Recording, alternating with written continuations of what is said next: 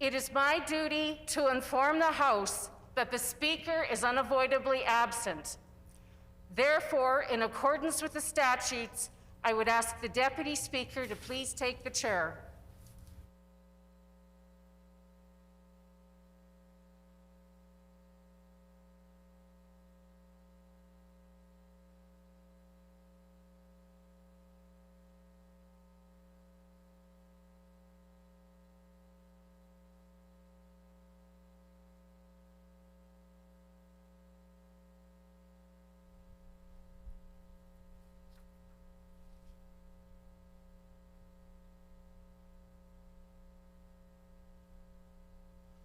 O eternal and almighty God, from whom all power and wisdom come, we are assembled here before thee to frame such laws as may tend to the welfare and prosperity of our province. Grant, O merciful God, we pray thee, that we may desire only in which is in accordance with thy will, that we seek it with wisdom, and know it with certainty, and accomplish it perfectly, for the glory and honor of thy name, and for the welfare of all our people. Amen. Please be seated. Good morning, everyone. The Honourable Minister of Justice. Good morning, Mr. Deputy Speaker. This morning I call for debate Bill 233, the Filipino Heritage Month Act. It has been announced by the Honourable Minister of Justice that we're going on to second reading of Bill 233, the Filipinos Heritage Month Act, in the name of the Honourable Member for Waverley. Thank you, Mr. Deputy Speaker. I'm very grateful for the opportunity for bringing this. Order. I just want to remind the member from Waverley that he has to introduce it and then second by another member. The Honourable Member for Waverley.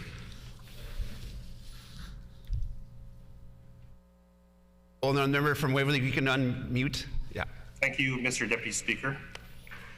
I move, seconded by the member from Notre Dame, that Bill 233 be brought forward for second reading.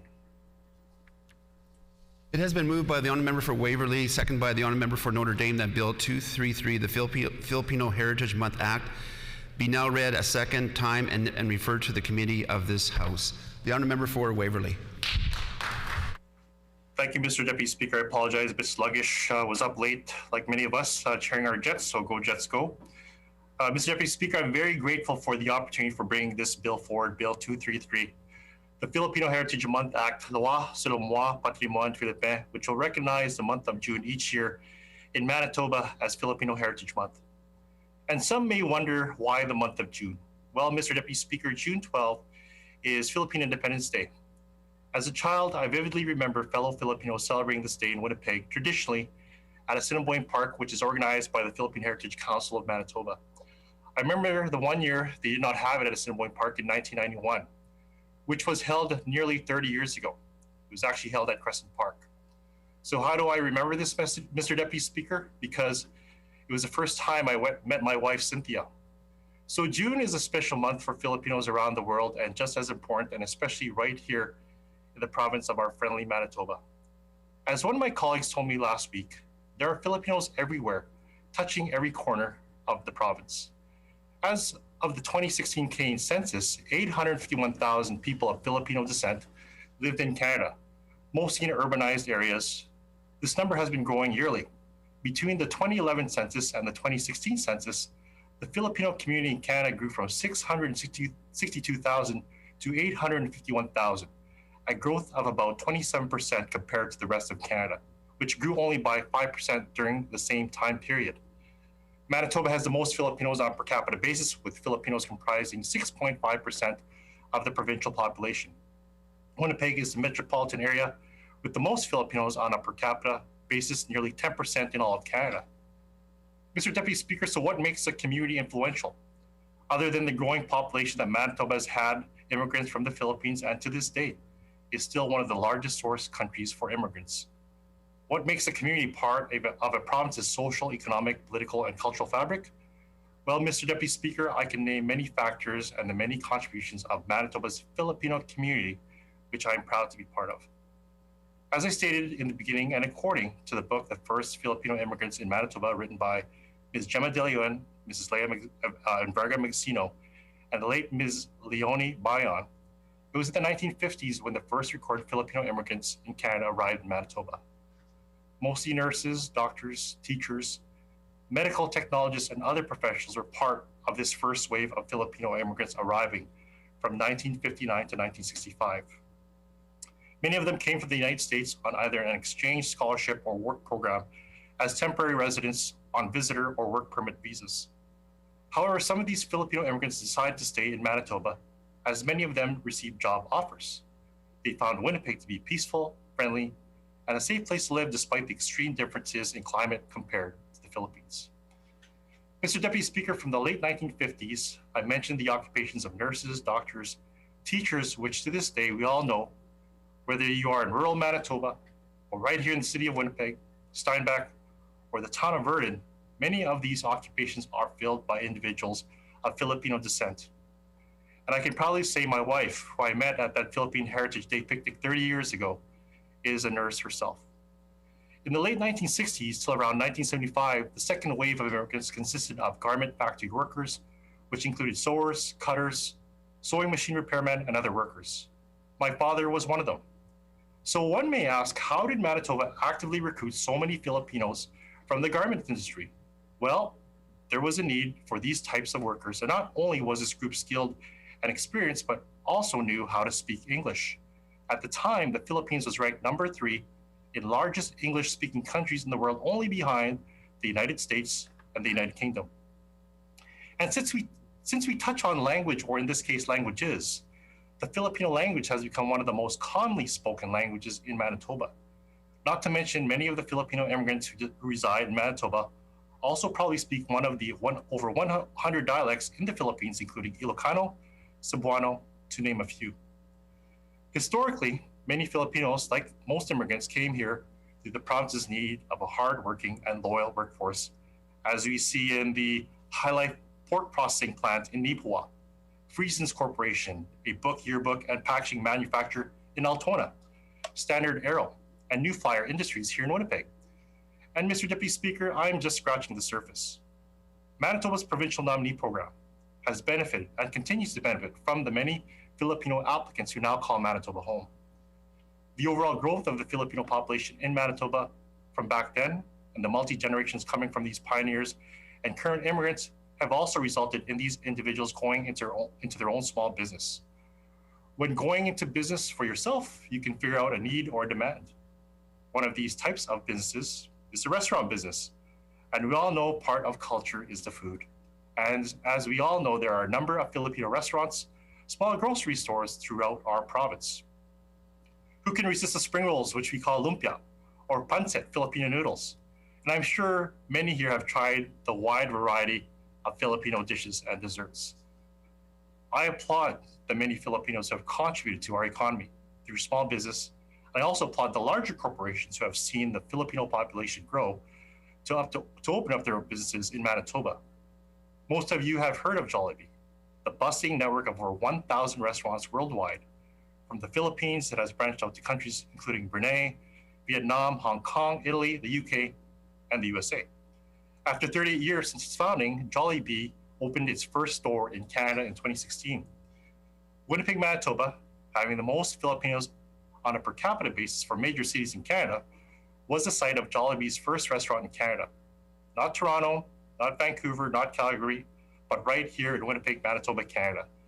And Jollibee is set to open its third location in Winnipeg soon. Another Filipino-influenced iconic grocery chain, Seafood City, saw what Jollibee saw. Canada's face of immigration has changed from predominantly European to predominantly Asian, with Filipinos making up a significant part of it. No wonder the community support for Seafood City was so great, prompting more store openings, one after the other, including right here in Manitoba.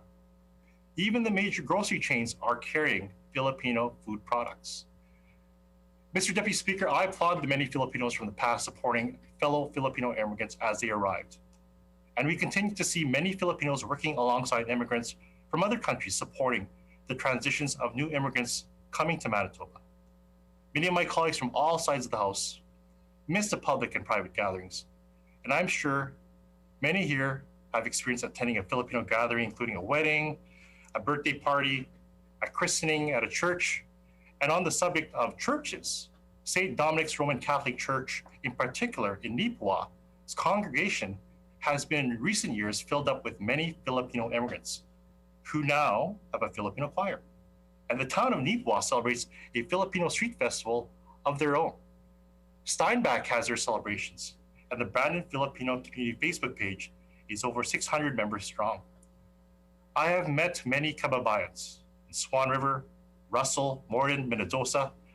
Kababayans is a Filipino word for compatriots, by the way. All who have been welcoming, warm, hospitable, friendly, and are proud that they have immigrated to Manitoba. The Filipino community is everywhere and has become part of Manitoba's cultural mosaic, actually a fixture. Filipino newspapers include the Filipino Journal, the Filipino Express, Ang Periodico.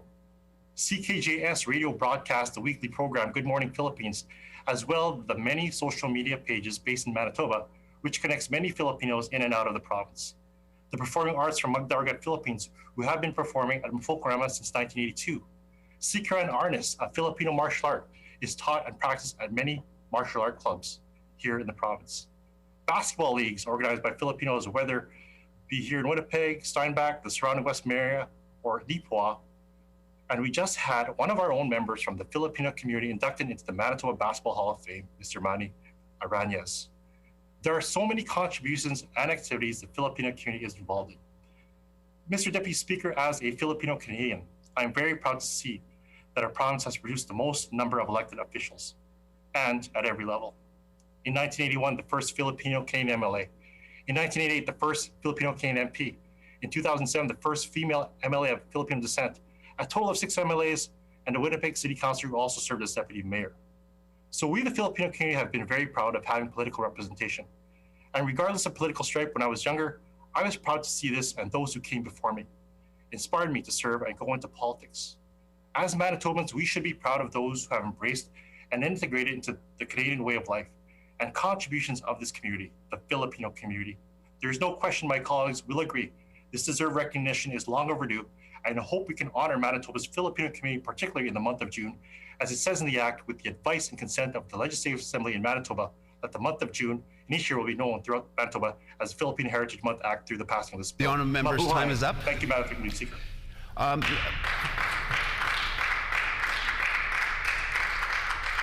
Before we go on a question period, I just want to remind the member, if the member from Waverley can read that moving in second and read the last part of that script so that we can get that all on Hansard. So if you can move it again, just so it's on Hansard. The honourable member for Waverley. I move seconded by the member for Notre Dame that Bill 233, the Filipino Heritage Act, be now read for a second time. No, it has to go read for the second time and be brought to the committee of this House. So if you can read the whole script that was provided to you from the moving right to the end so that we all have it on Hansard. The honourable member for Waverley. Thank you, Mr. Deputy Speaker.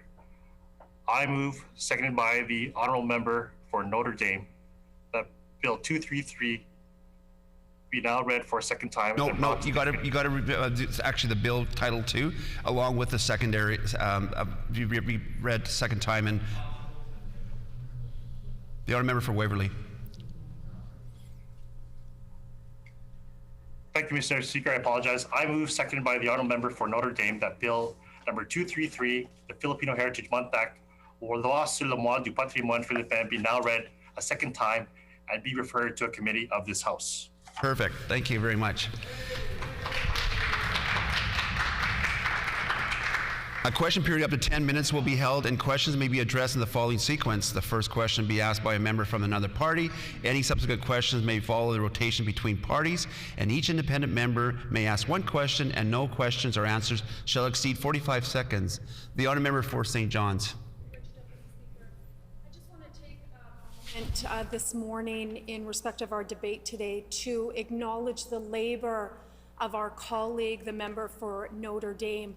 As is often the case, women do the vast majority of labor to bring ideas and issues and resolution and recognition to the chamber with little celebration. And so I want to take this moment on behalf of our caucus to acknowledge our member from Notre Dame and all of the phenomenal work that she is doing in the Filipino community, to acknowledge the Filipino community and to acknowledge the profound and phenomenal work that they are doing. The honour member for Waverley. And I too would like to add that I also want to recognize my colleague from Notre Dame, and also to the many women who are involved in labor, including my wife, Cynthia. I also want to acknowledge the first Filipino MLA of Filipino descent, the mother of the colleague from Notre Dame. So thank you very much to all the Filipinas in our province. The honour member for Lagimodiere. Thank you, Mr. Deputy Speaker, and I appreciate the member for work on bringing this bill forward. Just to ask the member, how will you celebrate Filipino Heritage Month once it's safe to do so? The honour member for Waverley. Thank you for the question to my good friend from Lagimodiere. Usually, how I would celebrate if we were not going through what we're going through now is I would definitely partake in all the celebrations that the many organizations in this large Filipino community have organized in the past. Philippine Heritage Week, month, the ball, and I hope to visit the other places in rural Manitoba soon, as I've been invited to Brandon for Philippine Independence Day. So many celebrations. The honour member for Notre Dame. Thank you, Mr. Deputy Speaker, and thank you to the member for Waverley for bringing forth this important bill for our Filipino community. I was just wondering if the member for Waverley could speak to some of the sacrifices that the Filipino community is currently experiencing due to COVID. The honour member for Waverley. Yes, thank you very much for that question from my colleague from Notre Dame, from the Filipino community herself.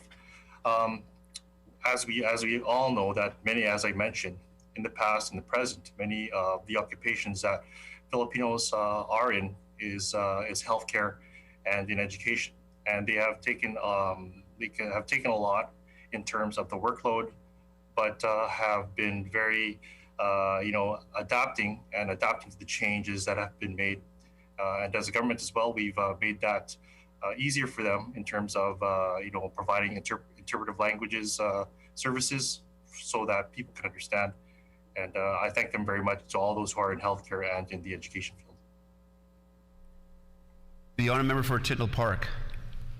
Thank you, Mr. Deputy Speaker, and I'd like to thank the member for Waverley for bringing forward this bill this morning.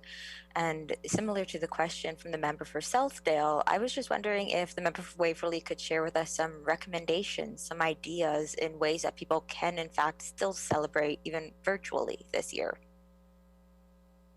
The honour member for Waverley. Yes, you can simply actually contact myself, and I can point you to the right direction in ways to celebrate. Even yourself, the member from Tyndall Park, I know we have a lot of connections, all of us, not just those who predominantly have many Filipinos in their ridings, but there are many organizations such as the Philippine Heritage Council who have a lot of virtual events, not just during the month of June, but throughout the whole year. So I suggest you go on to their Facebook page so that you can be aware of all the events that they're going to be having. The honour member for Rossmere. Wondering if the member could share some of his favorite memories about growing up in the Filipino community in Manitoba. I know since one of our family members married a Filipino, we've learned and enjoyed many cultural events. Wondering if the member could share some of his own favorite memories about being part of that community growing up. The honour member for Waverley. Thank you for the question. Well, as a child growing up, and even right now, I miss the family gatherings. As I mentioned, we celebrate first birthdays, 7th birthdays, christenings, debuts, which is an 18th birthday party for a female, weddings, Philippine Heritage Ball, the Independence Day picnic. I miss them all, and I think about the food.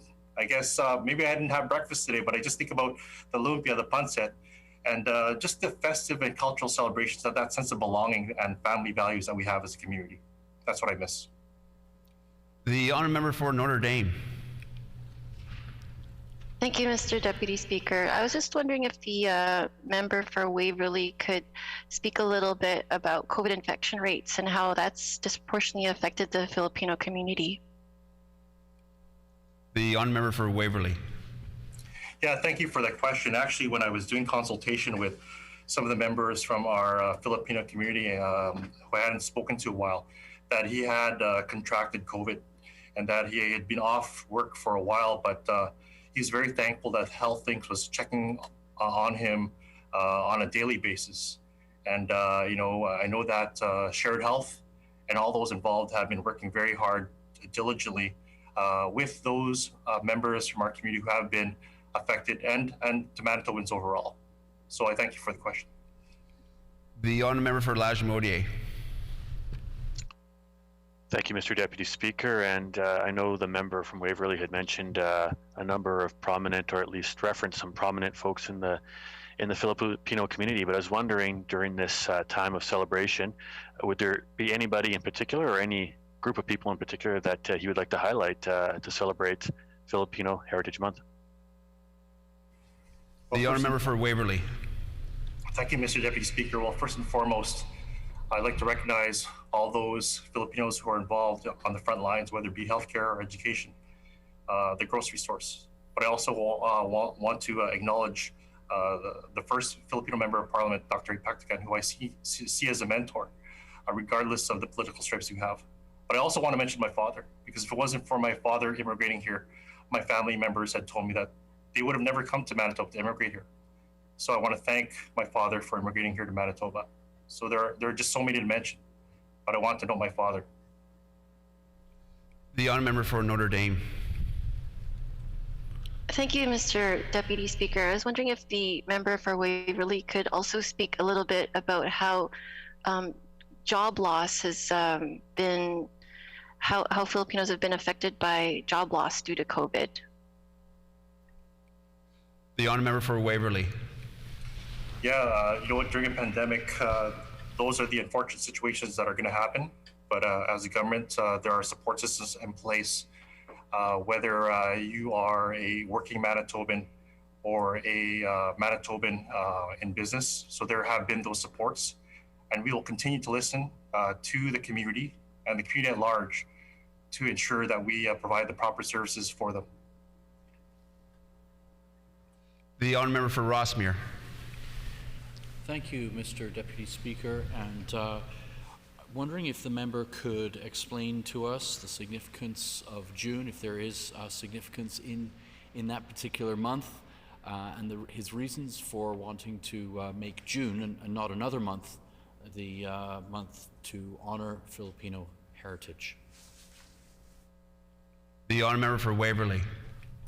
Thank you very much for that question. Yes, June because Philippine Independence Day is on June 12th. And again, as I said, as a child, I vividly remember fellow Filipinos celebrating at the park, Sinboy Park, Philippine Independence Day. I always looked forward to seeing Filipinos from across the city, whether they lived in the South End or the North End. And I guess one of the reasons why I'm down in the South End is because my wife is from that area, and that's where I met her at the Philippine Independence Day picnic. So June 12th is Philippine Independence Day, and that's why we celebrate it in June. The honourable member for Notre Dame. Thank you, Mr. Deputy Speaker. I was wondering if the member for Waverley could speak a little bit to the barriers to credential recognition that many Filipinos in this province face. The honourable member for Waverley. Yes, I want to thank the member for that question. In my role as Special Envoy for Military Affairs, it's almost similar to spouses that are transitioning from province to province with credential recognition. I think it's very important that we have the regulatory bodies of each province communicate each other so that we can make these transitions easier, especially when it comes to immigrants from the Philippines and other countries. So there's a lot of work to be done there, and I've had those conversations in the past, and we'll continue to do so that we can ensure that those foreign credentials can finally get recognized. Time for question period has expired. The debate is open. The honourable member for Notre Dame. Thank you so much, Mr. Deputy Speaker, and a heartfelt thank you as well to the member for Waverley for bringing forth this really, really important bill. This bill will recognize June as Philippine Heritage Month. As the member has already explained, June is an important month because it's traditionally a month where we as Filipinos celebrate Philippine Independence Day. So, and as the member did speak about, there is a lot of celebrations, whether it's traditional folk dances to, everybody wearing, traditional Filipino garments, or all the different kinds of balls, and even street festivals. So this is a very, very important contribution that the member is making, and I thank him for letting me second his bill. I thought that maybe this was not going to go so well because initially when I did try to bring forth a private members resolution regarding Philippine quincentennial celebrations last year, it was the member himself that spoke this out. And so I thought that, this was going to be some kind of a partisan thing where we wouldn't be able to come together as a community to, right here in this legislature to do what's best for the greater Filipino community. And so with this action now that this member for Waverley, asking me to second this bill, it really made me feel so much better that we could be doing something together, in the benefit of the community, of the whole community here in Manitoba, for the Filipino community here in Manitoba, and, put aside partisan wrangling and just do something together for the community. So I thank the member for Waverley for allowing me to second this bill. Just off the top of my head, I didn't know that this bill was going to be debated this morning. So just from the top of my head, when I think about celebrating June and Heritage Month, I don't really feel like celebrating right now because of all the different things that are happening to the Filipino community during this pandemic. I understand that celebrating Philippine Heritage Month is an important thing because for many different communities to be uplifted to the level of this legislature, it's really, really something. So I understand that this would be a wonderful recognition for our community, and I will wholeheartedly support the member for Waverley's bill in doing so. But like I was saying earlier, celebrating, it doesn't really come to me right away because of all the different kinds of texts and all the different kinds of communications that I've been getting from members of the Filipino community who are most definitely not celebrating at this time due to COVID. I just got a text recently from this healthcare aide who works at the Grace Hospital. She's been in communication with me. She's a Filipino healthcare aide. Many healthcare aides are Filipino due to issues with barriers to credential recognition. There are nurses in the Philippines, and then due to lots of issues, especially relating to all the barriers to credential recognition, they just become healthcare aides eventually and don't go all the way to becoming nurses. Anyway, so this lady, she texted me, she's been texting me since last year about the problems at the Grace Hospital, and she just said she doesn't know if she can take it anymore. She had 2 back-to-back shifts that were mandated because there were lack of people working there at the Grace, and she had to have a ratio of 1 of her to 18 patients. She said the most that she could probably do, this is in a COVID ward where many patients are very, very sick and they can't even sit up by themselves or eat by themselves or go to the washroom by themselves. She said the most that she could probably do is do 1 of her to maybe 8 patients, and to have to take care of 18 very, very sick patients, she just can't handle this anymore. When I take a look at what these healthcare aides have to do, what home care workers have to do, it's almost unbelievable what they are being required to do with how little they get paid and the kinds of work that they have to do. So this, I think, is something that I hope that we can also work together across the aisle regarding these kinds of working conditions for these Filipino healthcare aides, for these racialized women that are mostly doing the work as home care workers and as healthcare aides. We know that COVID infection has really hit the Filipino community hard. The member for Waverly alluded to it. It's actually 12% of all folks that got COVID so far have been of Filipino descent, and women being slightly more infected than Filipino men. And again, this COVID infection, it's a disproportionate amount of Filipino women that are getting COVID. This is from the March 1st race-based data analysis and workplace analysis that was released by the province. This was, anecdotally evident to us and to me because of the amount of communication that I have with the different members in the community. But when we actually saw the race-based data there, it's really striking. And so out of everybody in the province, it's Filipino women that would most disproportionately be getting infected by COVID. And then, it didn't stop there because, again, it was Filipino women in this province that were disproportionately affected by COVID job loss. It speaks to longstanding underlying issues like that I mentioned earlier about credential recognition barriers. And so a lot of these women and racialized women are instead, taking jobs in the service sector and the hospitality sector, again, that were overrepresented due to COVID job loss. So, and I just think that, again, in addition to celebrating June and Heritage Month, that these are the top of mind issues for many Filipino families across the province. So again, I would hope that the member for Waverly and the rest of this legislature would understand that Filipinos are disproportionately getting infected, and losing their jobs due to COVID.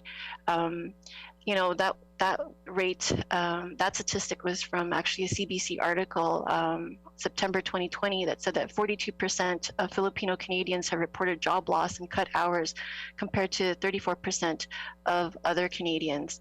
And again, that's the Filipino Canadian labor participation rate for Filipinos 15 years and older has declined by 7.5 percentage points this year. And it was also confirmed by Tyler Markowski, which is a City of Winnipeg economist. So, it's not just out of nowhere that these things are happening. There are systemic, long-standing underlying issues that policy and community leaders that like us need to respond to. I could speak a little bit about the Manitoba Fairness Commissioner. In 2020, she said that only 16% of internationally educated professionals get full accreditation and work in their field of study and experience within 4 years. That's only 16%.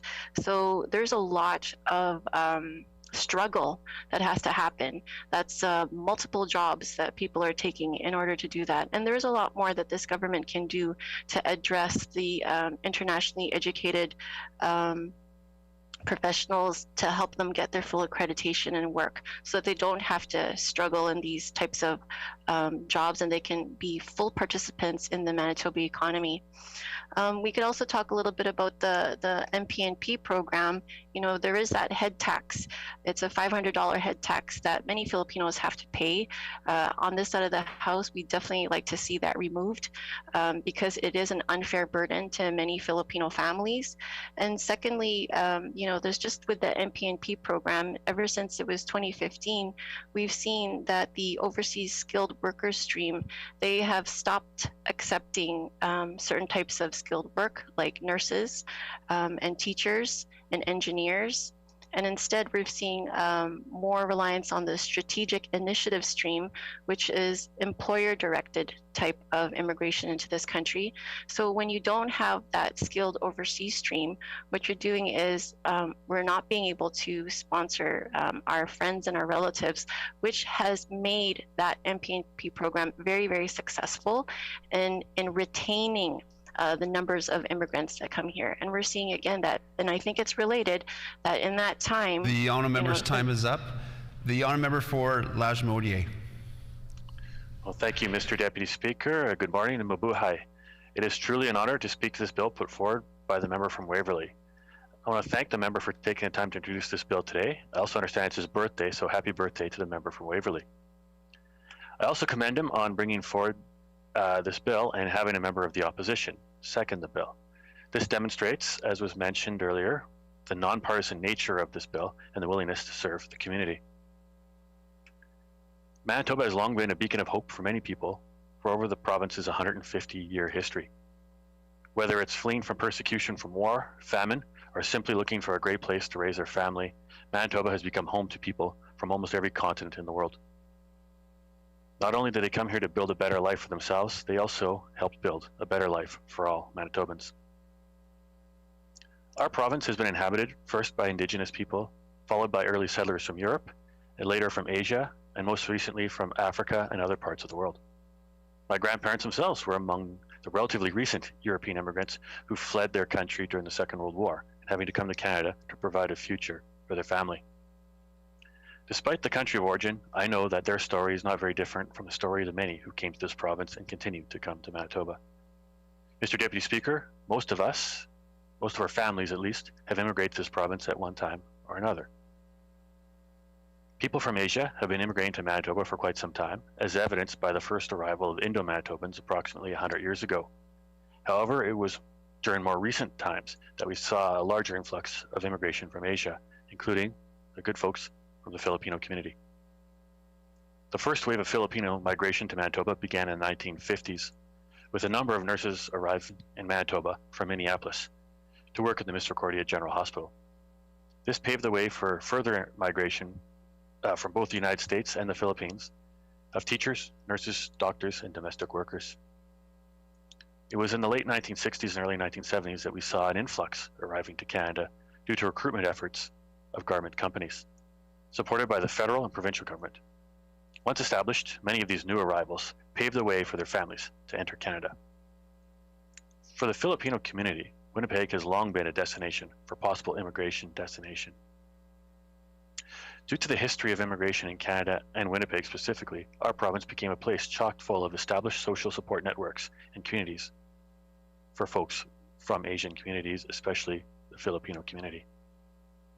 In the early days of Filipino migration, it must have been hard to imagine the full impact that the community would have on our province. But today, however, it's difficult not to notice the great contributions made by the Filipino community. Here are some interesting facts about the Filipino community for the benefit of the House. Tagalog is the second most spoken language in Winnipeg.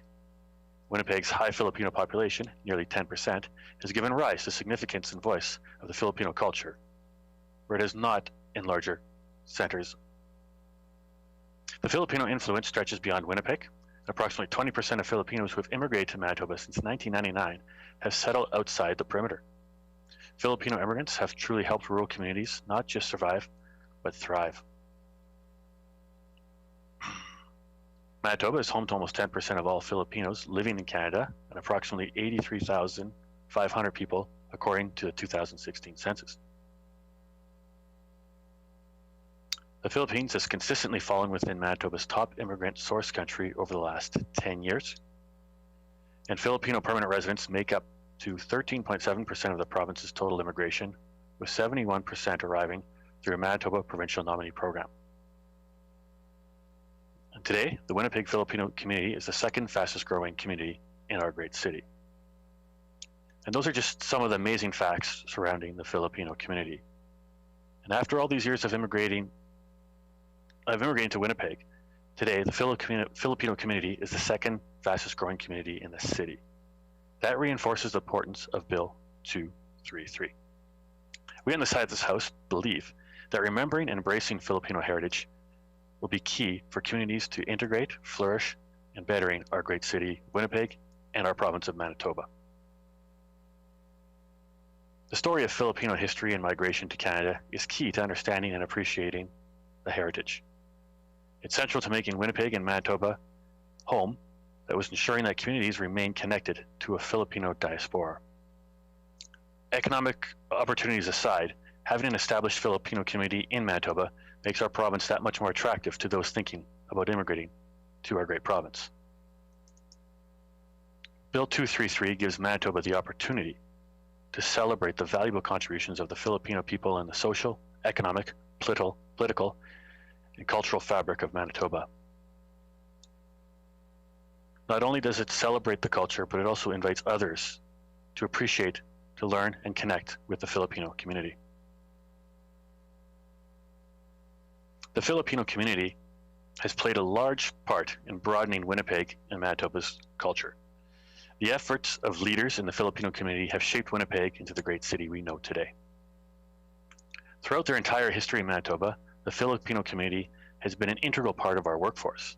As healthcare providers, garment workers, to business owners, doctors, lawyers, elected officials, and everything in between. The Filipino community has been major contributors to the success of our province. And that's why I am so glad to see so much support in the chamber today for this bill.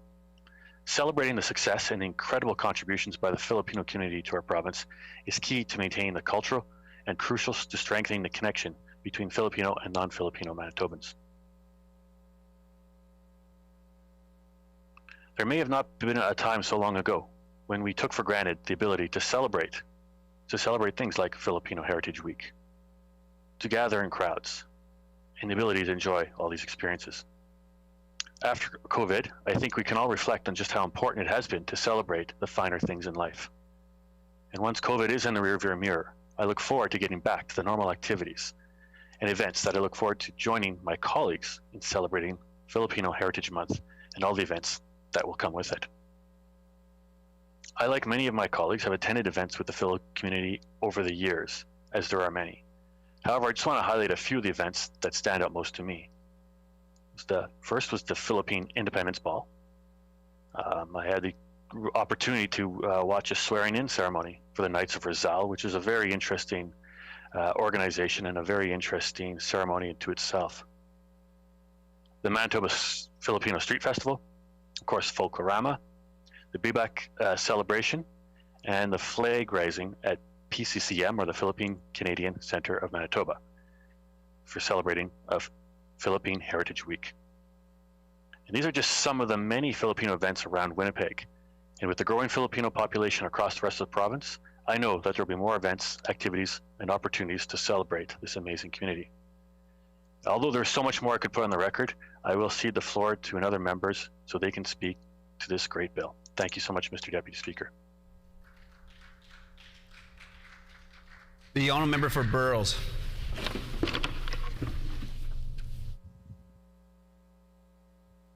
Salamat po, Mr. Deputy Speaker. Thanks for the opportunity to put a few words on record on this important bill, Bill 233, the Filipino Heritage Month. As we all know that Filipino community is an important part of population of Manitoba. I was just thinking a few minutes back that let's imagine how we would have handled this pandemic in Manitoba if there were no Filipino workers here. How would our transit work if there were no Filipinos in Manitoba?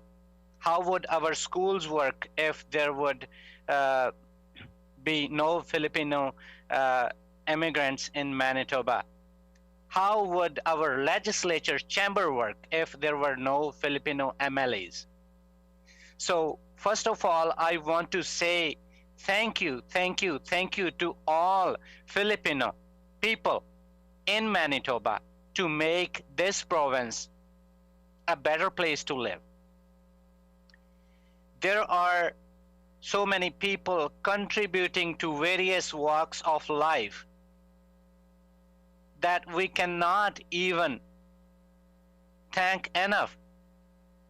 We know that there are some towns in Manitoba, for example, Nipawa, that hosts so many Filipino families. It's adding not only to the diversity of our biggest city, Winnipeg, but it's also contributing to diversify the rural Manitoba. And today, if we have this bill on the floor, that's also because we have Filipino voters, we have Filipino elected representatives. And when we look back, I can relate that once MLA Burrows was a Filipino. So this is how we contribute to the diversity of a country that we call home when we grow up, or our second home where we are not born. I had an opportunity to connect with Filipino community during the election process in 2019. And I have discovered a lot about this community. I have learned a few words about this community. These people are so humble and respectful to others. Whenever you go to a Filipino person, they would offer you food first. I have had experiences when I wanted to talk to somebody and they would say, eat first. That's how they respect you. And that's something similar to my culture. If somebody comes to a Punjabi home, they would be offered a tea, coffee, or food before they even start talking. And about the relationships, how they treat people, rather than addressing them by their first name. They would address them by a relationship.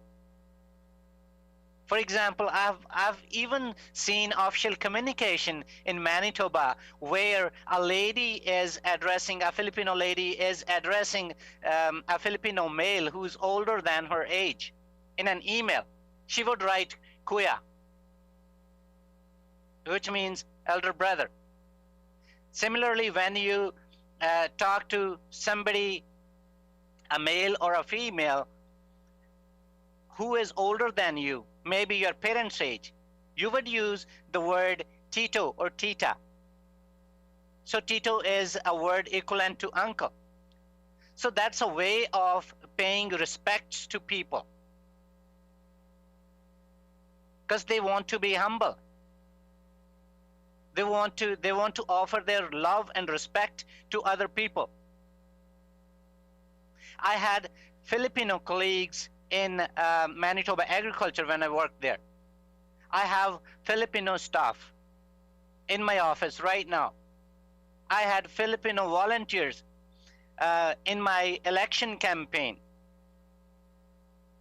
So I have seen these people, I have interacted with these people closely. And it was always a great, pleasant experience. And sometimes I relate. For example, there are people who are coming from Philippines, and before coming to Manitoba or Canada, they have served at very high positions in their departments. I've seen examples where people have worked as senior scientists in agriculture department in Philippines, and they start here from very, very small positions, entry-level workers. So that's the struggle. We need to recognize that struggle. We need to recognize the people working in the hospitality industry. We need to recognize their sacrifices. This bill is a very good effort to recognize. But this is not just enough. We need to go a few steps forward. We need to recognize the people, not only from Philippines, all people who are working on front lines or minimum wages. We need to recognize them with their wages enhanced. Recently, we have seen this government. They say that they are increasing minimum wage by 5 cents. Mr. Deputy Speaker, 5 cents for a minimum wage workers that adds up to $8 a month. That doesn't even buy a large pizza for them. And also, I want to appreciate Member for Waverly for bringing this bill forward and by rising above the party level to involve the member from Notre Dame to second his bill. And I would also want to say this to our Premier. If our Honorable Premier is listening right now, to learn something from his own member. Because in 2019, when we as an opposition party requested our Premier to involve us to second bill, a resolution against Bill 21, Quebec's Bill 21, he simply refused. So sometimes we learn from our juniors. So Mr. Premier, please learn from member of Waverly to rise above partisan politics when it's about people, when it's about recognizing the efforts of hardworking Manitobans. And one thing about Filipino community I appreciate is that they love their language. Look at their social media discussions. Sometimes it feels that, hey, I cannot understand what they're writing and what they're communicating, but at the same time, I'm so happy that they are so proud of their language that they prefer to communicate in their language on social media. And sometimes I also request a few of my staff members to translate my Facebook posts into Tagalog so that we can communicate better. There's a lot that could be said about the importance of diversity and importance of this bill, but due to lack of time, I would conclude here, and I would like to indicate that MPNP is a great program that brings in so many diverse immigrants to our province. It needs to be strengthened. I want to appreciate the Filipino church in my constituency, who on top of the religious services, they're also training the next generation in theater. That's a wonderful effort. And once again, I want to thank all the healthcare workers and frontline workers for their sacrifices. Salamat The po, honourable member's Mr. time Deputy is up. Speaker. Mabuhay. The honourable member for Rossmere. Thank you, Mr. Deputy Speaker. Sorry, no, sorry. The honourable member for Tyndall Park is next. Sorry, Liberal. We have a independent. Sorry, I missed. Thank you, Mr. Deputy Speaker, and I want to thank my kuya, my colleague from Waverly, and also my fellow Spartan for introducing this legislation. It's an honor to be able to speak to it virtually here today, and I'm not going to speak long and keep my eyes on the clock so that we can make sure this legislation passes. Also, happy birthday, member from Waverly. Now, I'm exceptionally grateful for our Filipino community, and this is why I think it's critical we take this time to honor and celebrate Filipino heritage. And I've grown up within the community, and I'm so grateful for how welcoming they have been to my entire family. Even the member for Waverly, prior to us both being in politics, we attended many events together. We've had many conversations with our fathers, with each other's fathers, and we've both have this immense amount of respect towards Dr. Ray Pakhtakam.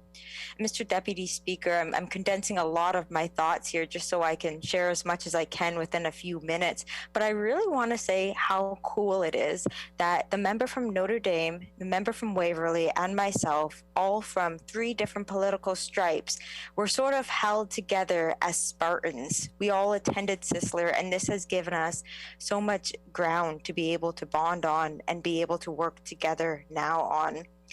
And it is things like this that make me so excited about our Filipino Canadian heritage, as well as politics at both a federal and provincial level. And Mr. Deputy Speaker, speaking here in these legislative chambers, even virtually, causes us to think about the political side of things. And I'm reminded of how lucky Manitoba has been with the provincial nominee program. It's through this program that the Filipino Canadian pride has been able to ripple all across Manitoba. And I did just want to share a couple of words about my Tita Linda and Tito Henry Salones. Tito Henry is like a godfather to me. He's like a second uncle. He's been my father's best friend for my entire life, and he's always been one of my biggest protectors and biggest encouragers. And Mr. Deputy Speaker's late wife, Tita Linda, she passed away a couple of years ago, and I'm sure all members in this house know of Tita Linda. She was the hardest working woman that I know, and that stands to this day. And to my core, and this is why I bring these individuals up, I truly believe that Tita Linda is the reason the Filipino community has grown and settled here in Manitoba the way that it has.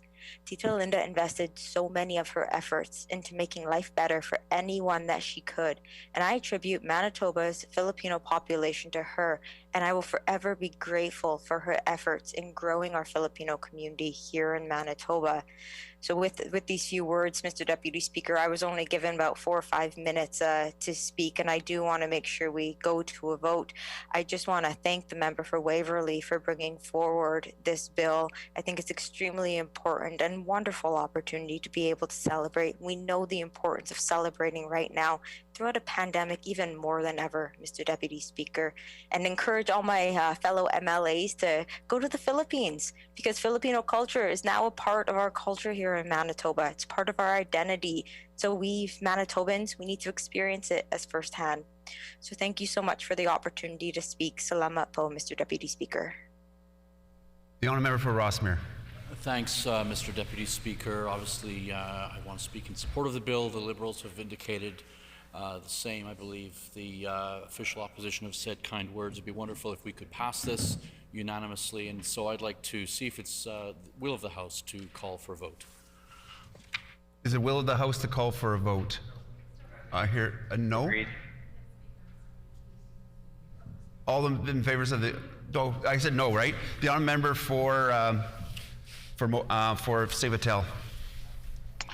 Thank you, Mr. Deputy Speaker. Thank you for the opportunity to speak to this bill. This is a very exciting bill. I'm very happy that it's being brought to the House for debate today. I'm glad that the way that it was also brought forward in a bipartisan nature between the member for Waverly and the member for Notre Dame to work collaboratively. I know they have both strong connections with the Filipino community in Manitoba, and I'm very happy to see that there's some collaboration in this House, and that the work that they're doing is working to put the community ahead of any political political differences, and I think that's commendable. That the Filipino community can look forward to having a month that will recognize the celebrations in June that they're already doing and have been doing for years. We know that the Filipino community is very strong in Manitoba, and I think that's a pride of our province to have Order. Such When this strong matter is before the cultural- House, the honourable member for St. Patel will have 9 minutes remaining. The hour being 11 o'clock, we're now concluding private members' bill business. Now we're going to the resolution on the brought forward by the honourable member for Dawson Trails. The resolution 26 recognizing the provincial government's addiction strategy. The honourable member for Dawson Trail. Mr. Deputy Speaker, I move, seconded by the Honourable Member for Brandon East. Therefore, be it resolved that the provincial government has committed to protecting the mental health of Manitobans. It has been moved by the honourable member for Dawson Trails, second by the honourable member for Brandon East. Therefore, be it resolved that the provincial government has committed to protecting the mental health of Manitobans. The honourable member for Dawson Trail. Mr. Deputy Speaker, I'm pleased to address this resolution in the House today. I used to watch a program called Dead Like Me, and one of the main characters, George Lass, once said, "We lead our lives, and when they end, sometimes we leave a little of ourselves behind. Sometimes we leave money, a painting, sometimes we leave a kind word, and sometimes we leave an empty space. For whatever reason, one I cannot fully explain, this line stuck with me and made me want to work towards being a better person so that when I left the world, I would leave an empty space. A space that was filled with love for others and a genuine care for all people. That line reminds me also that I am worth something to someone and that I am worthy of love. And one day when I'm gone, that person or persons will feel like they were loved by myself. You see, Mr. Deputy Speaker, I grew up feeling completely alone and not loved. Looking back, I can say my mental health problems started as a child. I grew up in an era where we did not talk about our feelings, nor was it something that society acknowledged back then. It was taboo in a way. I'm very thankful that this is no longer the case. As I've shared before, I was diagnosed with ADHD as a child, and this caused me to already stand out, and I became the target of many a bully growing up. I became a child who spent a lot of time alone and with plenty of time and self-reflection, with thoughts of self-doubt and wondering what was wrong with me. At school, I often would find myself in trouble for things I did not do. I became an easy target for others to blame as I was so high energy and all over the place. I distinctly remember a teacher telling me that I would never amount to anything in grade school, and spending a better part of those years seated in the hall at my desk. This only added to the reasons for other children to pick on me and contributed to my doubts of self-worth, which later led to a self-harm attempt in my teens. I have come a long way since those days, and with the help of loved ones and therapy, I have become a stronger person. I still have rough days at times, but I'm reminded that my story is not over yet. And I want to remind others at this time that every one of us, whether we are suffering from addictions or mental health issues, are important in someone's life. That is why I'm pleased to bring forward,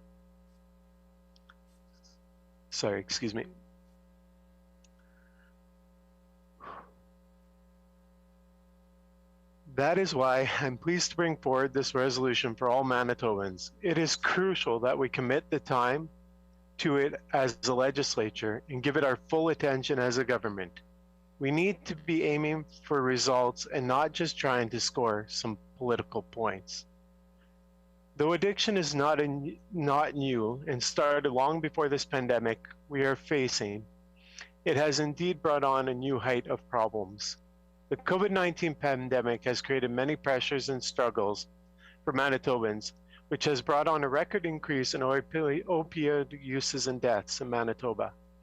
The pandemic has had a negative impact on the mental health and well-being of Manitobans.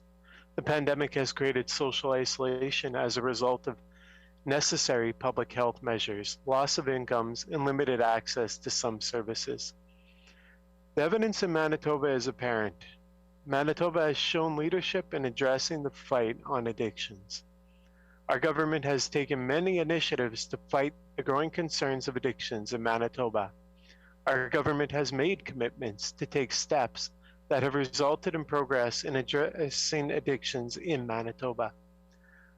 We will continue to work collaboratively with all partners in Manitoba and Canada to focus on immediate and long-term solutions for addictions in Manitoba. We continue to support and work with service providers and groups working to fight addictions.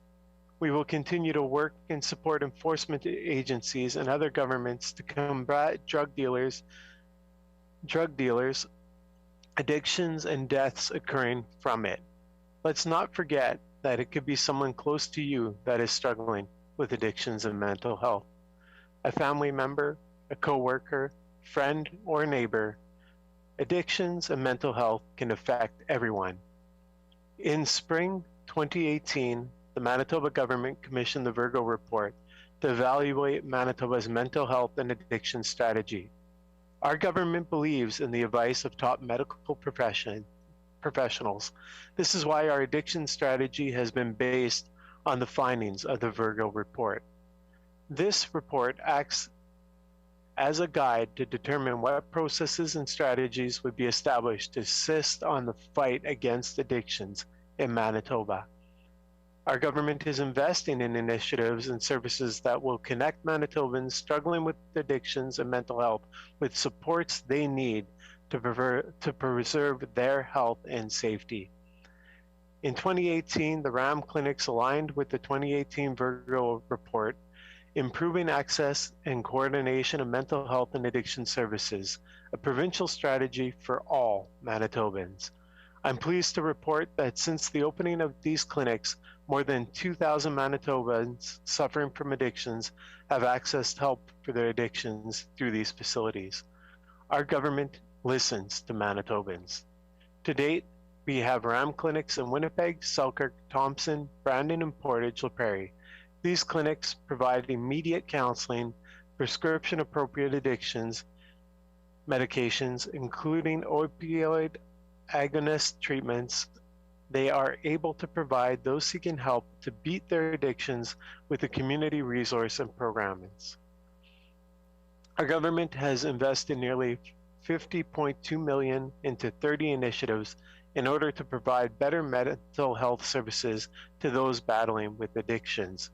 We are working with over 40 northern, rural, and urban organization agencies across the province to ensure the services are widely available to allow Manitobans, no matter where they reside, access to help.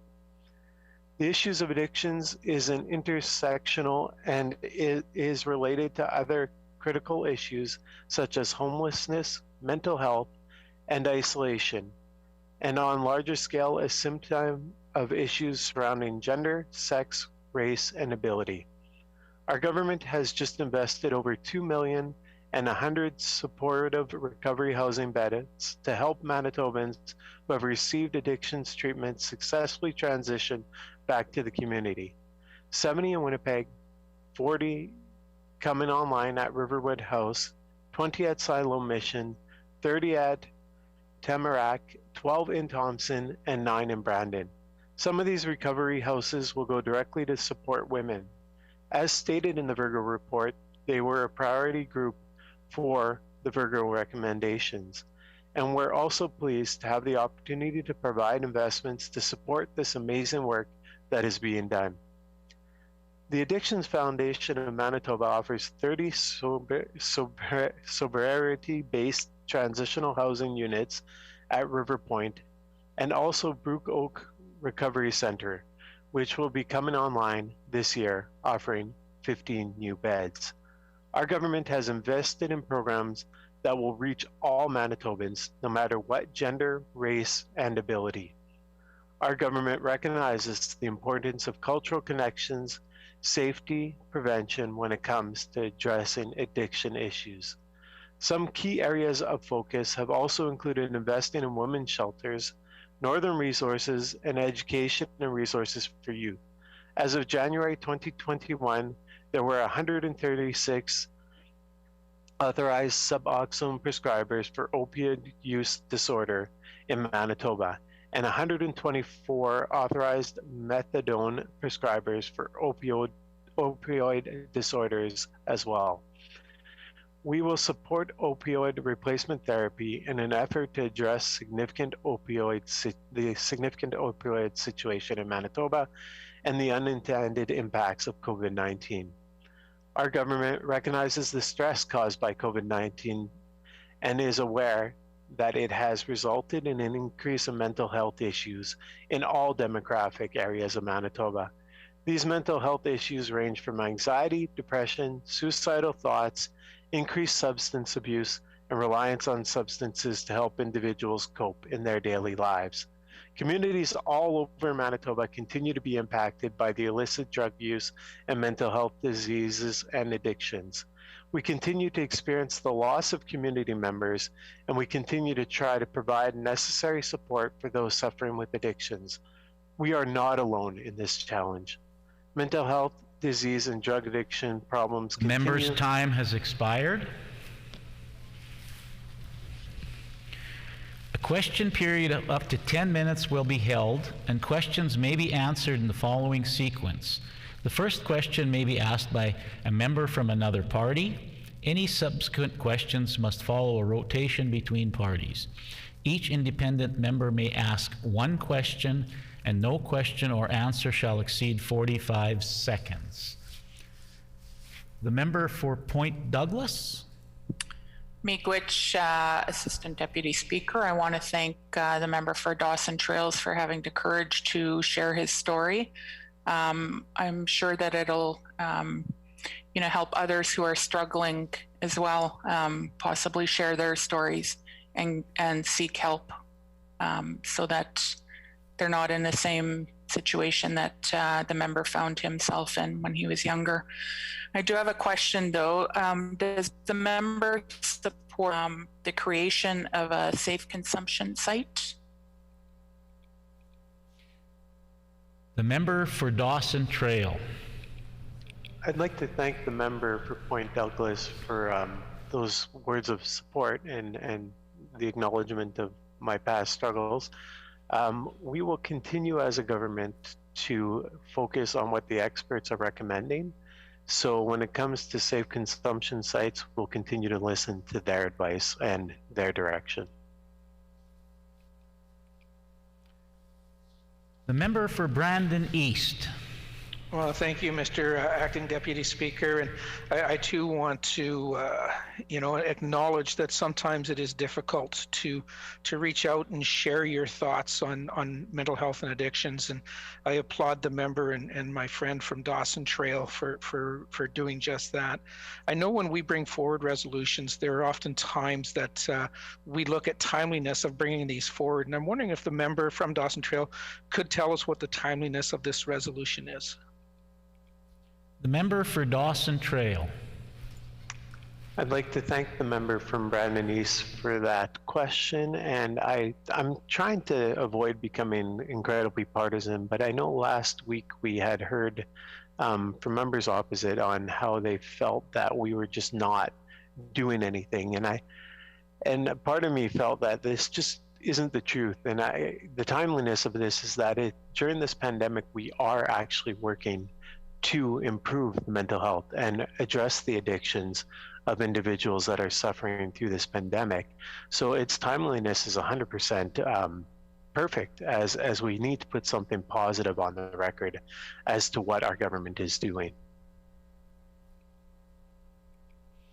The member for Point Douglas. Miigwech, Assistant Deputy Speaker. I just want to go back to my first question about a safe consumption site, because the member did speak about experts and, seeking the guidance from experts. Does the member know that the Virgo report was, the safe consumption site was included in the Virgo report, and that his government chose to remove that, and that was an expert that actually brought that forward and said that that would help save and change lives here in Manitoba? As an MLA, as the addictions MLA, I went out to a couple of different provinces and toured their safe consumption sites and actually seen the work that they do to help save lives and connect people with the resources that they need. So again, I'll go back to that question. The member's time has expired.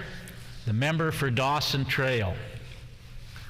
Once again, I'd like to thank the member for her question regarding safe consumption sites and their value. Again, our government is following the advice of the mental health experts and the If it was brought up in the Virgo report and was removed, well, that would be a whole other issue in of itself. But as far as I know, we are following the advice of the mental health experts. The member for River Heights. Yeah, thank you, Mr. Deputy Speaker. My question really relates to this. Does the member agree that somebody who has an addiction need to be helped the moment that they come for help? And the reason that I ask this is that I had a recent experience, not myself, but that I've heard about from a RAM clinic. And this is from an individual who desperately wanted and was ready to get help and get treatment. And the first time he went there, he was told that he had only been off the opioids that he was on for 18 hours, so they could do nothing, and they sent him away. The member's time has expired. The member for Dawson Trail. I'd like to thank the member for that question. I'm not sure he got all the way through where he was going with that point, so I can only say that I'm proud of our government for investing in RAM clinics. And if there is a larger issue around the service delivery, I would encourage that individual to address it with the local MLA for the area. The member for Seine River. Thank you, Mr. Assistant Deputy Speaker. And I also want to thank my member from Dawson Trail for bringing forward this resolution and for sharing his comments. I'd also like to ask the member what the government has done by way of offering mental health and supports during COVID-19 pandemic. The member for Dawson Trail. I'd like to thank the member for that question. As mentioned before, we've invested in expanding broadband use and all kinds of stuff so that people can access the services online and where they are. And we all know that in a lot of northern and rural communities, a lot of people are isolated. And we want to ensure that they can either learn at home or they can receive services at home. So that's why I'm proud actually to be part of a government that's going to be investing more in broadband. And I was proud to hear about the contract being awarded for ExploreNet so that they can expand these services. The member's time has expired. The member for Point Douglas. Miigwech. Could the member explain why his government hasn't provided publicly reported overdose data in the last 3 years? And does the member support the idea of providing more timely and detailed information on overdoses? The member for Dawson Trail. So I'd like to thank the member of Point Douglas for that question. I'm gonna have to ask for a little bit of forgiveness there.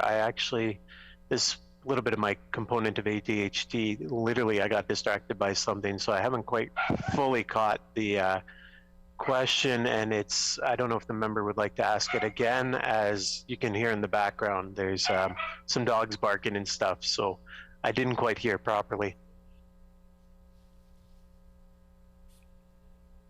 Leave to ask the question again. Could the member from Point Douglas repeat the question, please? Miigwech, thank you.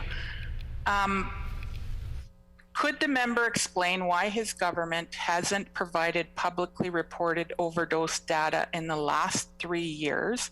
And does the member support the idea of providing more timely and detailed information on overdoses? The member for Dawson Trail. Thank you to the member for that question. I heard it this time. Literally, I would suggest that maybe this is some discussion she could have with the Minister of Health. I know that we have discussed this matter in the House before, and our position has been put on the record as government as to the importance of these issues and the way we are handling it. The member for McPhillips. Well, thank you very much, Mr. Speaker, and to my colleague, I thank him for bringing this resolution up today. And the dogs barking reminded me of the importance of pets in terms of helping individuals with their mental health issues. I'm wondering if the member can share perhaps a little more about background as to why he is hoping this resolution will be passed this morning by all parties. The member for Dawson Trail. I'd like to thank the member for McPhillips for this question. I think it's important that we just simply put some positive things on the record every once in a while. And this is a very positive resolution as to exactly what our government's been doing. I've found that living through a pandemic, we've hear a lot of negative. I've even had to stop listening to the news as a result of how much negative there is all the time. And it's time for a little bit of positive, and this resolution speaks to the positive things our government is doing. The member for Point Douglas. Miigwech, why has this government failed to implement all of the recommendations from the Virgo report? And the member spoke about listening to the experts. The experts put the actual information into this report and specifically asked for 9% of the healthcare budget to be allocated to mental health and addiction. So why hasn't his government listened to the experts and allocated the 9% to mental health and addictions? The member for Dawson Trail. I'd like to thank the member for the question, and I would suggest that we actually are investing in working towards implementing the full report. We've got multiple investments, and as the member knows, not everything happens overnight. We do move in a direction that benefits all of Manitobans, and we also have to work within the constraints of time, and literally that's about the best answer I can give at this time. Time for questions has expired. The floor is now open for debate. Member for Point Douglas. Miigwech, Assistant Deputy Speaker, and I want to thank the MLA for Dawson Trails for shedding some light on this extremely important issue of mental health and addictions and services. And I know that it's coming from a genuine place, and I just wish that he could convey this to his government so that they would also, see the urgency of this public health crisis that we're in today, and that there's people dying in our province. 372 Manitobans lost their lives in 1 year. That's an 87% increase. And families are struggling.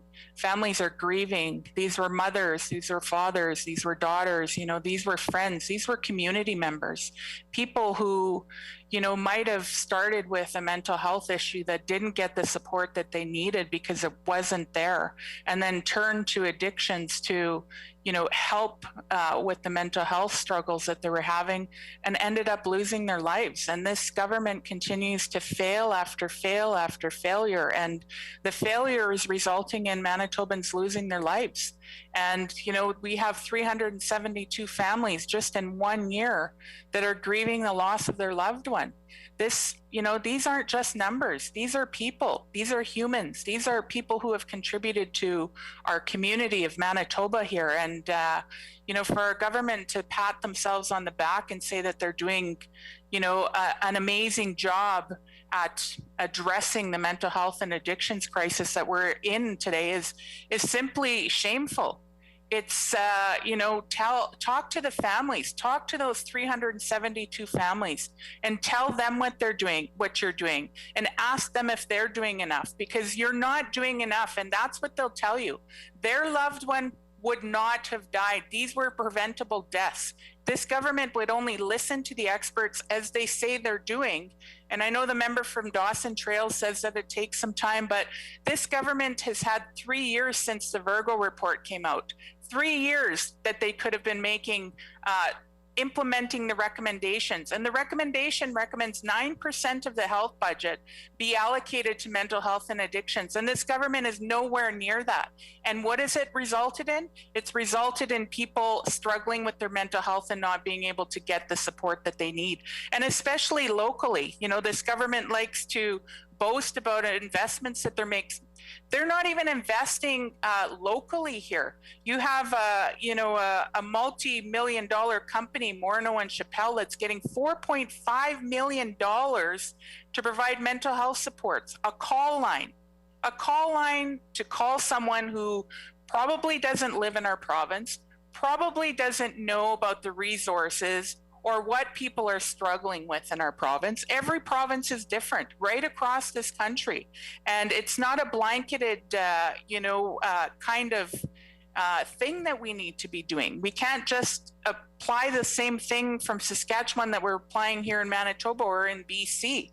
Things are different and people have different struggles, and this government needs to recognize that and start investing locally. There's people that are in our province. We have, competent counselors, psychologists, people that are willing to do the work in this province, or this government hasn't invested in them.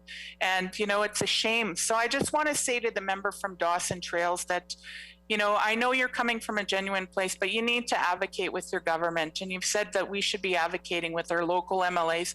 Well, I can tell you that members that have come to me that aren't even my constituents have gone out to their local MLAs, and their local MLAs have not been a voice for them. We've had to be their voice, which is shameful, because we're all elected to represent Manitobans and represent the constituents that live in our constituency. And members opposite are failing to do that because of their ideology and the ideology of their boss. And, they've put a lot of stigmatism on mental health and addictions, where people don't even want to seek the help that they need, because this government has made it seem like it's a failure on their part. That because they're struggling, that because they have to turn to addictions, because they have to turn to maybe a pill to help them get through a day, that is a failure on their part. And it isn't. It's not a failure. People do what they need to do to survive and get through the day, but they need supports.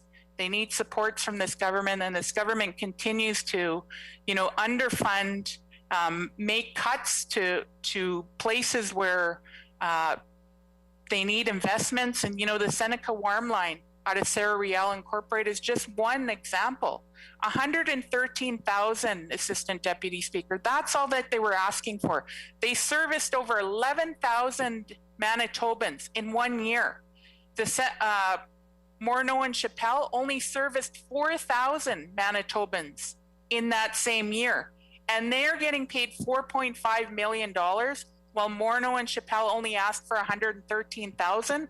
Well, thankfully, the federal government stepped up, and other organizations in our community that saw the value in this, in servicing Manitobans right in their community from people who actually understand what's going on in our community, invested. And they're able to continue to service Manitobans. And what does this government do? They didn't even provide that 113,000. How shameful is that? Local, making a difference, 11,000 versus 4,000, and this government couldn't even provide 113,000. Like, that is so shameful. I want to go back to some of my notes here, because I've got off track, because I just, listening to the questions that were asked, and, what was said, and that this government is doing enough to address this, simply isn't true. And it's frustrating. And, it's a real shame, to hear members of this government claim that they have, in their words, committed to protecting the mental health of Manitobans. The only thing that this government is committed to is protecting wealthy landlords and big corporations. If they were committed to protecting the mental health of Manitobans, they'd actually be listening to mental health professionals. If they were actually committed, they'd actually be listening to organizations like Overdose Awareness Manitoba, Westman Family of Addicts, and I know that the member from Brandon East, seconded this bill. And Overdose or Westman Family of Addicts is out in that constituency, and never once has that MLA met with that group. And they've asked to meet with that group because they have a real issue in Brandon with addictions and mental health. But yet there's been no supports put into that community to help those families that are struggling to keep their loved ones alive, and even aftercare for those families that have lost their loved one. There's nothing for them. Nothing at all. It's forced these families to start their own groups so that they can support each other. But I can tell you, Deputy Speaker, that, or Assistant Deputy Speaker, that takes a toll on families. I've been listening to families and, you know, sharing their stories and having new people come into their circle. It's traumatizing over and over again. You're telling your story, you're hearing stories from other people that are similar to your own story, and yet there's no resources being put into place that can stop that from happening, that could, you know, save lives in Manitoba. You know, being an addict is not a failure. Being an addict, you know, is a struggle, and we should all be, as, you know, legislators, standing up and saying that we need to treat this as a real health crisis, and actually put some funds to addressing it in a real meaningful way. And that includes increasing detox beds. Just because we had a pandemic doesn't mean that we decrease those beds, and that's exactly what this government has forced organizations to do. All they had to do was provide them with extra funding so that they could expand their space, provide them with extra funding so that they can hire some more staff. But what did this government do? No, told them that they couldn't do that, that they had to decrease and work with the space that they had and the staff that they had. I look at AFM. You know, they had to decrease their circles as well, their support. And this government, again, could have just expanded the space. They could have given them extra funding and ensure that people who are struggling to stay sober continued to get the support that they needed. But this government, again, told them, nope, sorry, we're not going to give you any more funding. You can work with the space that you have. You know, you'll just have to have less people coming in. Well, that forced organizations to pick and choose who it was that would come in and get the support that they need. And organizations should never have to be put in that position. And, you know, I think about Arlene Lascob of Overdose Awareness Manitoba. You know, her son, Jesse, he died of a preventable fentanyl overdose. And I know in this House we've pushed for naloxone to be unscheduled, but now we want to even go further and push for naloxone nasal spray to be unscheduled. So this government has a lot of work to do, and we will not be supporting. The member's time has expired. The member for Brandon East. Well, thank you very much, Mr. Acting Deputy Speaker. It's certainly interesting when you get an opportunity to speak after a speech that we just heard. I really encourage the member from Point Douglas to get her head out of the sand, to start looking at reality. I am positive that the member from Point Douglas would find a $100 bill on the ground and complain that it was not a $1,000 bill. Some of the comments, I'm going to apologize up front, Mr. Acting Deputy Speaker, because some of the comments this member has made are just ludicrous.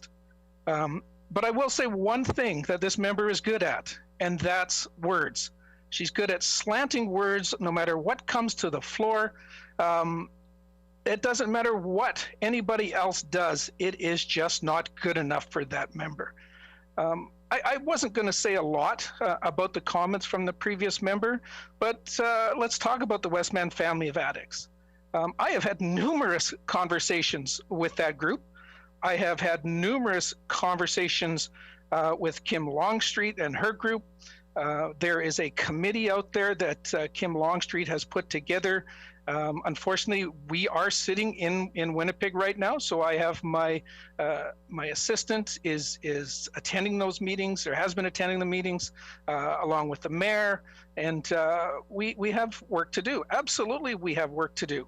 But to sit back and say that we're doing failure after failure after failure, again, is just unbelievable, and I am so pleased that that is recorded on Hansard, because I am sure that is going to come back to bite that member somewhere.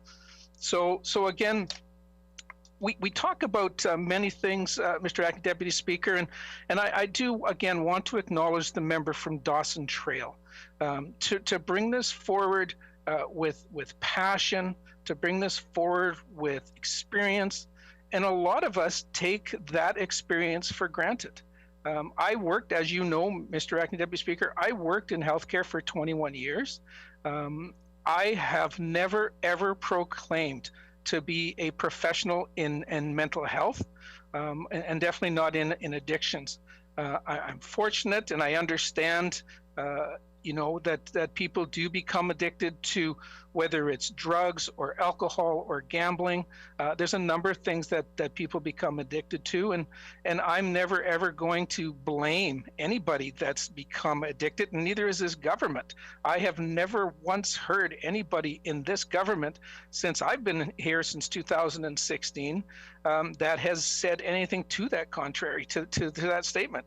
It's just an absolute ridiculous statement to make. But again, we look that our government recognizes that we do have a need for more mental health and addictions, and that's exactly what we're doing. And one of the biggest things that we've done, and the member from Point Douglas can say we're not investing at all, but she can say that as many times as she wants, but everybody out there that watches these or reads Hansard knows that that is absolutely false.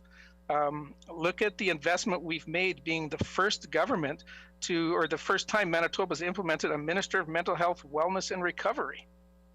There's an investment in itself. And the reason we do that is because we understand and we see the need to be more dedicated in the area of mental health and addictions. And I have sat down with the minister and her staff, and we have had a conversation about what is happening in Brandon. And I won't say just Brandon East, but all of Brandon. We've had that conversation.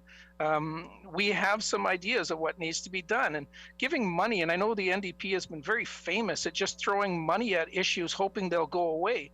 And our government has spent millions since 2016. But again, we understand it's not just about the money, it's about getting things done. It's about building a really comprehensive recovery oriented system of care that will lift up Manitobans. And I say this with confidence, Mr. Acting Deputy Speaker. We've invested more than $50 million. And again, it's not just the dollars. It's about having the right people on the ground and giving credit where credit is due. And when I look at that, I want to talk about a really good friend of mine. Used to be an employee. We became friends. We stay friends today. Rob Shinsky. He is a counselor at the Addictions Foundation of Manitoba at the Parkwood Center in Brandon. He does some tremendous work for those that are dealing with addictions and gambling. And I've had many conversations with the folks at Parkwood in regards to addictions. We've already heard about the 7th Street Health Access Center and the RAM Clinic. And with RAM clinics all around Manitoba, I mean, since 2018, Mr. Acting Deputy Speaker, more than 4,000 individuals have received services at a RAM clinic in Manitoba, and not just in Brandon. Yes, I represent the great constituents of Brandon East, but we have RAM clinics. Obviously, I think we have 2 here in Winnipeg, Selkirk, Thompson, and Portage-la Prairie. Lots of help is out there. Do we have a golden answer? No, we don't. We rely on professionals, as the member from Dawson Trail mentioned. We rely on these healthcare professionals. And let's talk. We even have a gentleman in Brandon. He's the retired chief of the police, the Brandon Police Service, Ian Grant. Ian, a number of years ago, when he was the chief of police, he brought to Brandon a community mobilization hub. And I know this hub is, and the member from Thompson is well aware of the hub, because they're trialing it, I believe, up in Thompson as well. Maybe the trial's over and it's implemented. But when I was on City Council, and I had the pleasure of being the vice chair of the Brandon Police Board, we worked closely with Mr. Grant, and the work that they're doing at this mobilization hub is tremendous. And it's the community coming together to help those that are, whether they're getting into crime because of an addiction issue or family issues. They all work together to sort out the root of the issue, and then work with the individual by offering them services and really an ear to lean on, so that there is that avenue on a way up. I do want to briefly talk to, and I know the member from Point Douglas says that we need to start investing locally because we're not doing that. Well, I want to bring your attention, Mr. Acting Deputy Speaker, to a place in Brandon called the Joshua Jack Center. And I remember just, I believe it was a year ago, maybe 2 years ago, that, and I apologize, COVID restrictions in place have really kind of set the timelines off a little bit. But Joshua Jacks Meny was a 30-year-old individual who died of an overdose on December the 19th, 2016. He spent many years dealing with alcohol addiction, and then it eventually led into a drug addiction. Unfortunately and sadly, a crystal meth overdose took his life. Now, Glenn Crook is the regional manager at Community Health and Housing Association in Brandon. And I remember being out there with a couple of ministers a few years ago as he was opening up the construction site so that we could have a look at his intention. And that is to build 9 long-term transitional housing suites so that when folks come out of their 21 or 30-day detox, they have a place to go and they can be in that place, receiving support from staff. My conversation with Mr. Crook really does not set a timeline on it. Some places you can go and you have 18 days or maybe 30 days, maybe even 18 months. This place here, it will be there for as long as people need. And I know I've only got a minute left, but again, I want to dispel some of the rumors that the member from Point Douglas put on record when she says that we're not spending.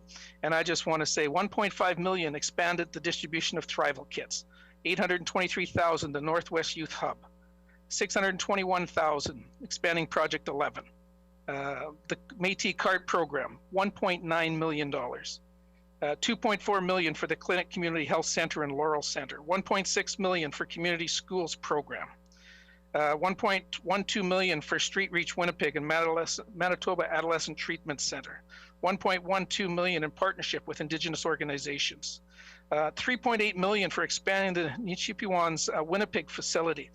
I can't finish it all in 12 seconds, Acting Deputy Speaker, but I want to say, let's set aside the wrong words that the opposite member used, and let's praise our government for the work we are doing. The member's time has expired. MLA for Union Station.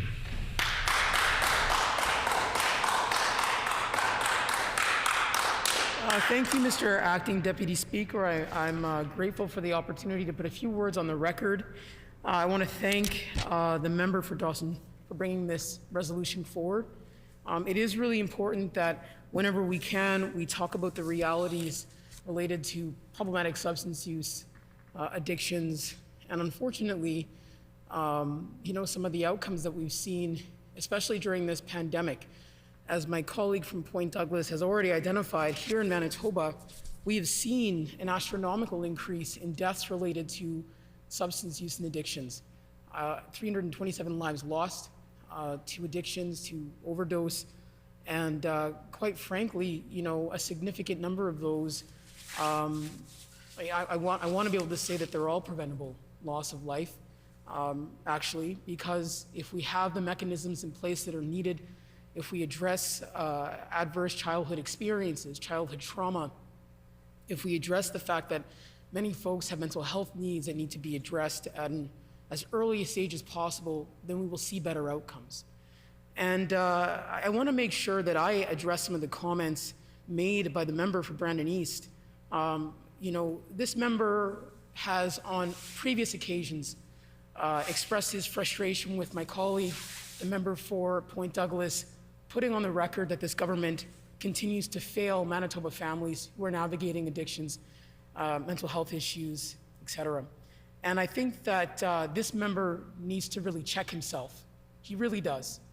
The member for Point Douglas is in daily communication with families, with organizations, with those on the front lines providing resources, with peers who are providing resources to those in our communities to keep people alive. I think it's incredibly disrespectful of him, quite frankly, to speak about our colleague that way, to minimize what she's bringing forward. Her concerns come from a completely legitimate place. It's backed by evidence, and I'm grateful for the fact that my colleague does a fantastic job of not only presenting the anecdotal information, the qualitative information that should inform our decision making as legislators, but also that my colleague does provide evidence.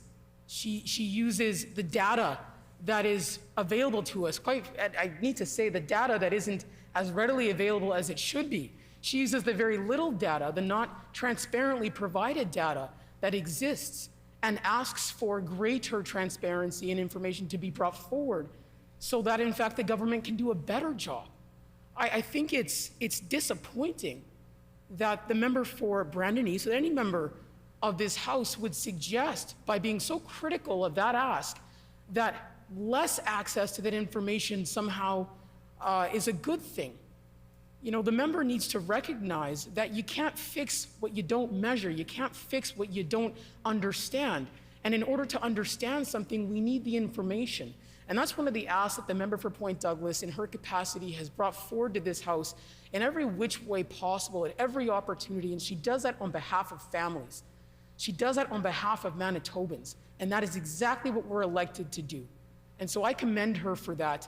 And I encourage the member for Brandon East to, instead of being so critical because he doesn't like what he's hearing, which are facts, maybe have a meeting with the member from Point Douglas and learn a few things, and advocate within his own caucus with his Minister of Mental Health, Wellness and Recovery to make that information available, to make sure that Manitobans have that data so that they can strategically plan in an informed way to save lives. It's interesting because this government, since taking office, has done a terrible job of funding public health. Now, we see during this pandemic the consequences of that. The fact that public health is underfunded in this province has affected the ability of public health workers, nurses, to respond to areas related to that, including substance use and addictions, including the relationship between substance use and addictions, mental health, and also STBBIs. We see here in Winnipeg, here in Manitoba, totally preventable congenital syphilis skyrocketing in this province. I don't see the member for Brandon East outraged about that.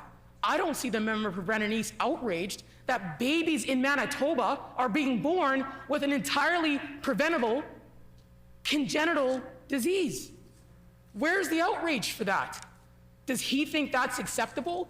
He thinks it's okay to put $1.1 million, 3.1, we've appointed a new minister. He thinks that's an adequate defense for babies being born with a disease that's entirely preventable.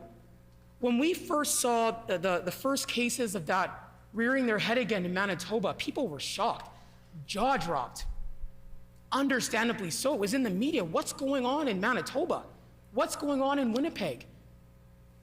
This resolution, recognizing the provincial government's addiction strategy, in the title alone implies something that we haven't even seen from this government. What strategy? Where is it? What does it look like? Is it time sensitive? What are the goals? How is it being measured? Who's informing it? We have a number of incredible organizations right here in our own city, in our own province. I know they don't get an audience with this government. I know because I talk to them regularly. There are a number of folks in our communities who are providing peer-to-peer support, invaluable work, not compensated, not recognized. Are they informing this addiction strategy that's at the top of this resolution? Which again, I commend the member for Dawson for bringing this forward, because it's important that we're not only discussing this, but we're taking meaningful action to address these things.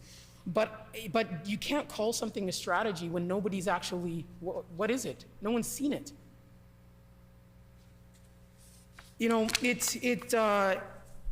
It's disappointing because, the member also talked about the fact that, nobody on his side of the House blame, I think that's the language that he used, blame folks for their addictions. When in reality, on multiple occasions, we have seen this premier speak poorly of those who are struggling with addictions and problematic substance use in the media. I think I've mentioned this before in the House, but somebody that I know who used to struggle with an addiction to meth and overcame that addiction and you know, is thriving and doing so well in their life today, called me one morning. Called me one morning because the Premier had made comments in the media as something along the lines of, and I don't have the direct quote, I apologize, in front of me, but that they are taking measures to ensure that when folks access services in hospitals, that they are protecting those who don't use substances from those who've made the decision to. Something along those lines, protecting those from those who are struggling with addictions. That construction, ascribing that to people who are struggling with addictions, is stigmatizing. That is damaging.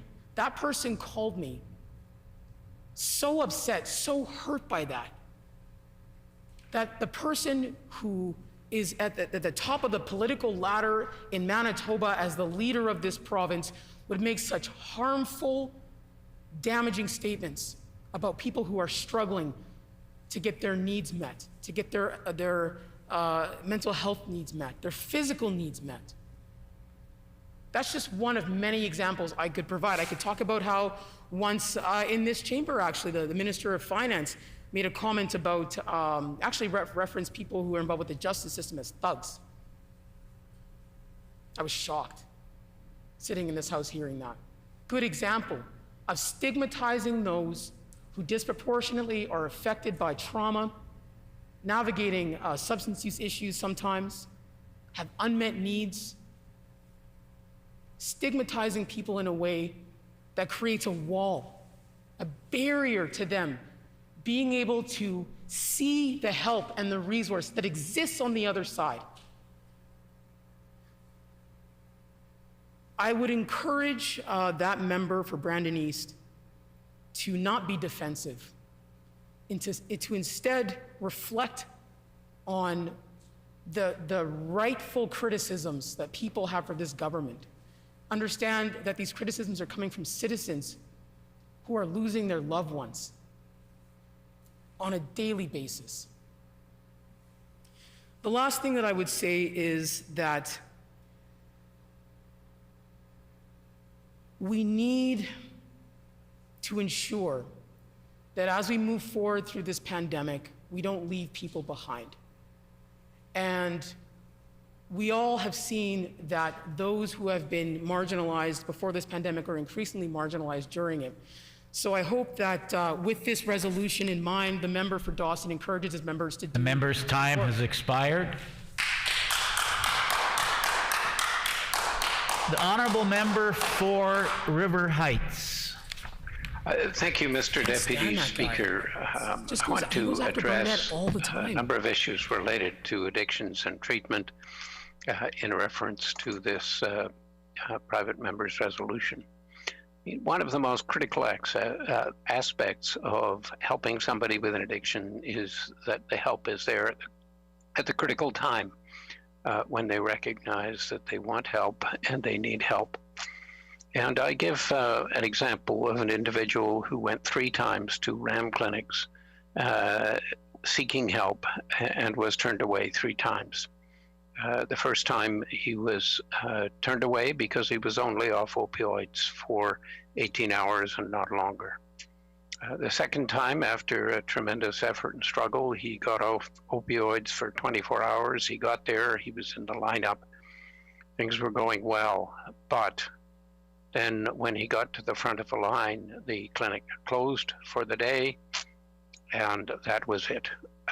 He had to recuperate, figure out what was next, get himself psyched up once again to go. And the third time he went, he was in time. He was off opioids for 18 hours for 24 hours after a tremendous struggle and a lot of pain.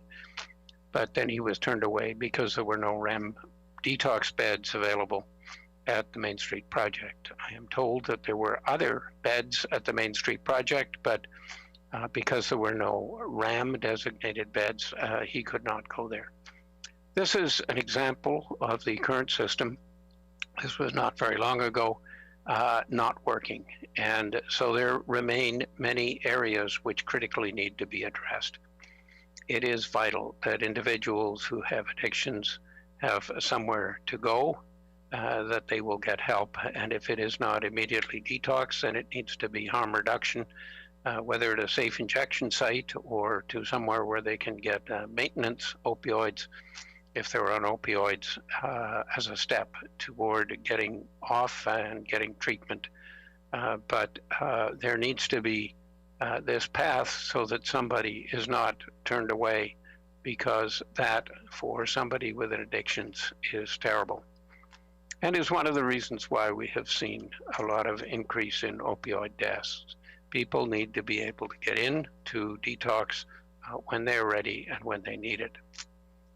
Second, that once somebody gets initially treatment and gets through detox, there needs to be a seamless transition so that they go right away from their initial help to a second step treatment, and following that to supportive housing. Currently, the resources are not nearly as well organized as they should be, so that this process is often not very seamless, and people fall through the gaps at one place or another. There could be navigators to help people, and there should be navigators. There should be a single website with all these many resources available, with the list of what there are in terms of open beds and spaces, so that people can find what is needed, and so that people can immediately transition seamlessly from one step to another.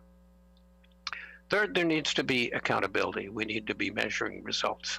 We are measuring some results slower than we might want, but for example, in opioid overdose deaths, the number has dramatically increased. So for whatever reason, we are going in the wrong direction under this government.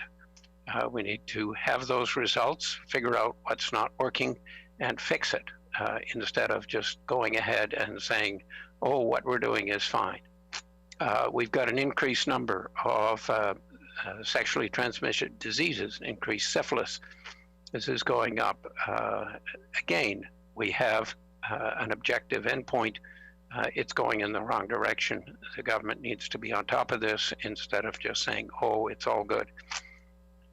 We need to know numbers, how many people who came for help actually got it. We need to know for those who came for help, their status at 1 month, 2 months, 6 months, 1 year, 2 years, so that we can adequately assess how well programs are working and how they are not. We don't have this information now. We should have it, and we should know what is happening. There is clearly an aspect of this which is important to mention, and that is that things were not going all that well under the NDP either. They did not succeed all that well in dealing with mental health and addictions. And so the Progressive Conservative government have had some problems to address, but in considering that the system was broken, they've actually made it worse from what we can see so far in terms of results. We wait for better results. We hope that better results will come. But right now, the results have been going in the wrong direction. And so until we start to see results going in the right direction, then we're not going to feel very positively about the current system of helping people with addictions and mental illness. So those, Mr. Deputy Speaker, are my comments for today. There is much work to do. It's not to say that there isn't any good work being done. That's not true. There is a lot of people working very hard, but many people are frustrated because all the system is not together, and there are too many gaps and too many people falling through the cracks, and too many people dying because of overdoses, and too many people getting sexually transmitted diseases and other consequences of addictions instead of being helped. So thank you, Mr. Deputy Speaker. The member for Rossmere? No? Okay. The member for Seine River? Question. I'm calling for the question. It's been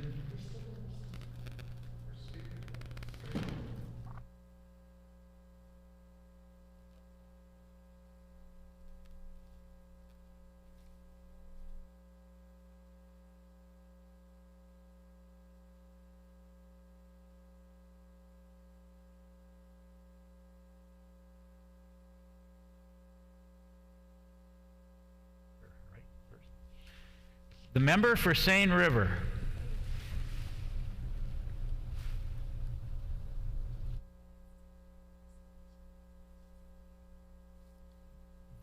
The hour be...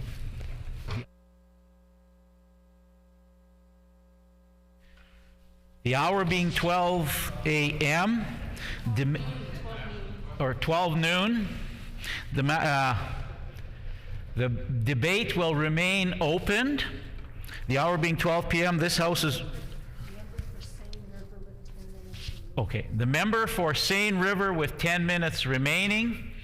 The hour being 12 p.m. This House is recessed and stands recessed until 1:30 p.m.